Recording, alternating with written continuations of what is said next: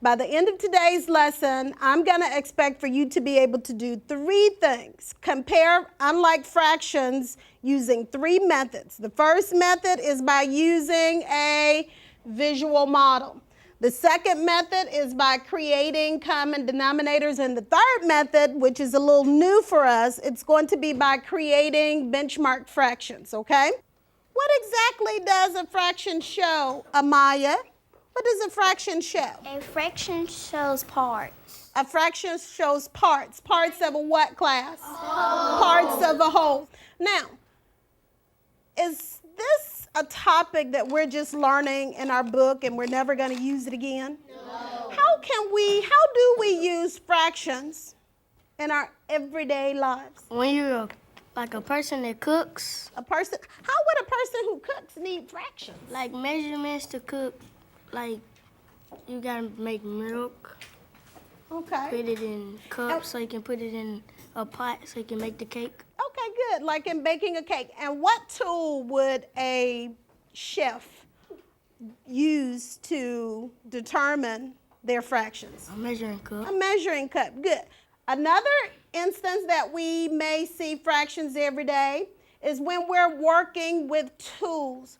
What are some tools in our classroom that we've used during math class that actually show fractions?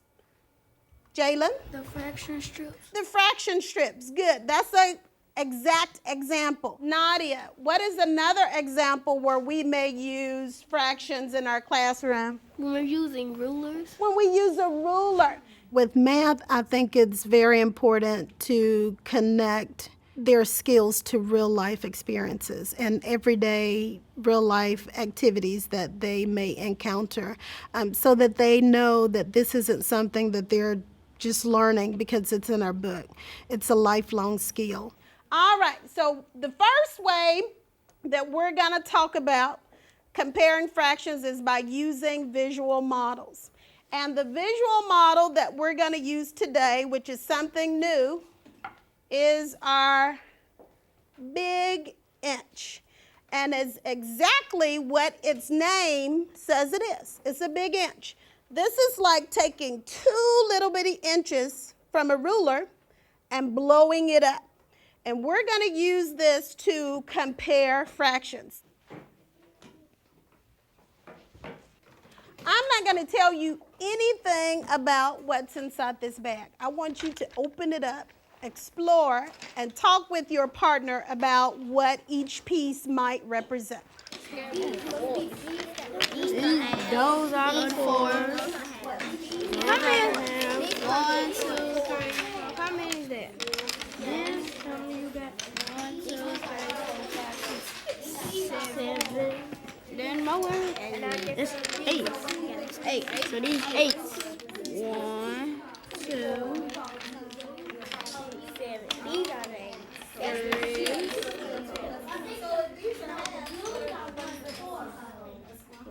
This one is 6, 7, 8, 10, 11, 12, 13, 14, 15, 16.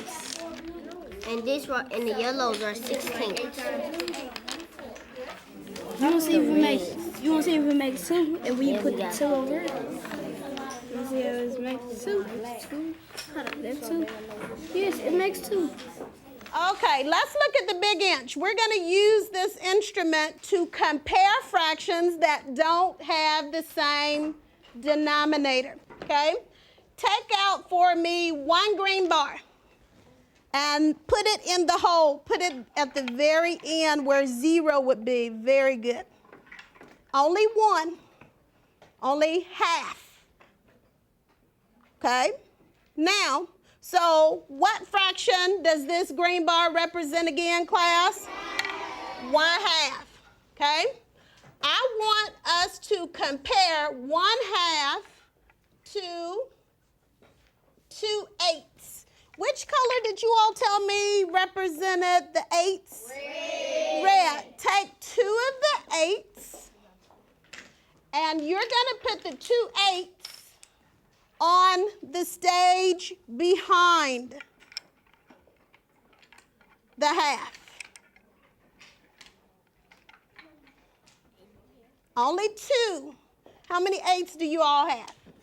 Only 2. And they should be standing up, you guys. Like this, just like mine. 2 8s. Now, how does 1/2 compare to just 2 8s? 1/2 is greater than 2 8s. 1/2 is greater than 2. How do you know that, Kalia? Because the 2 red bars are lesser than Are less? the green bars. They're. How do you know they're less? What are you looking at? You're looking at its what? Length. So we said that 1/2 is greater than 2 8. So which fraction will the alligator class be eating? 1/2. The 1/2. So 1/2 is greater than 2 8s. Okay? So I'm going to give you some fractions, and you're going to use your visual model to compare. Are we ready? Yes, ma'am. All right. 3/4 compared to 7 8.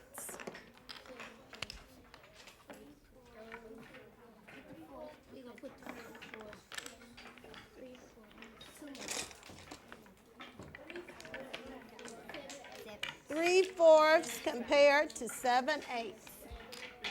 How does 3/4 compare to 7 8? So you have your 3/4. I got this. Put yours in. 3/4 is what you said. I want to compare to 3/4 first. So the 3/4 is what? The way in which I've changed my teaching since Common Core was introduced is having the children to explain their thinking more. Especially in math, it's no longer just getting to that final answer, but it's taking the time to explain their steps and their actual thinking. How does 1/2 compare to 12/16? It is less than. How do you know? Because there is more 12s. There's more 16ths than. There's more yellow ones than green. What are you looking at? Are you looking at the number or The number. the length? I said the number. The number. So because we have this 12, you're telling me just because this has 12, it is longer? Remember, we talked about fractions. Fractions can be tricky because sometimes do we actually have to look at the size of the number? No. When we've done equivalent fractions in the past, we've seen instances where the fraction with the larger number may actually show a smaller amount. So when we compare using a visual model, are we looking at the numbers? No, because this is a ruler. What does a ruler measure? The length. So when you compare, you're actually comparing it not by the numbers, Tanya, but you're comparing it by the what? The length. And we can see that the length of 12/16 is longer than the length of the what? Of the 1/2. Of course, I started with the visual big inch, which was more concrete. They could visually see that it was longer. I went next to using the least common multiple because they had the background knowledge for completing that method. And Terrius, if I had 1/3 compared to, let's say, 2 8s, what could I do to actually compare them? Their denominators are not the same. What could I find? Find the lowest common multiple. Let's take the example 6 8s and 4/5. How does 6 8s compare to 4/5? Can we compare them as they are? No, we must make them have common denominators. In order to do that, we have to first find a multiple that they both share. Prior to today's lesson, the students learned to form equivalent fractions. They learned to form equivalent fractions by both multiplying the numerator and the denominator by any number, and also by dividing the numerator and the denominator by a common factor. We're going to compare our 8s to our multiples of 8 and our multiples of 5. Okay, now, what are your multiples of 8? 8, 16, 24, 32, 40, 48, 50. All right, good. Very good. Typically, we would go through and list the multiples of 5. But can we tell which multiple is going to be the least common multiple without listing it? Sanaya, which multiple would that be? 40. How do you know that 40 will be the least common multiple of 8 and of 5 without writing out your multiples? How do you know? All the multiples of 5 are going to end in a 0 or a 5. And what least common multiple did we find again? 40. Now that means that we can go back to this prior knowledge we already have. If we change 6/8 to a fraction with 40 in the denominator and 4/5 to a fraction with 40 in the denominator, we can compare. Can we do that? Yes. Yes. Let me see you do that on your paper. One of the major shifts with Common Core in mathematics is focus. That means that we'll teach less, but the children will learn more. Okay, so this is the second method for comparing fractions. Are you all ready to do a couple of examples on your own? Yes, ma'am. All right, let's compare 1/7 to 1/2. Not only do I like the fact that we're narrowing down our topics, but also the fact that all states that have adopted the Common Core will be on a more level playing field.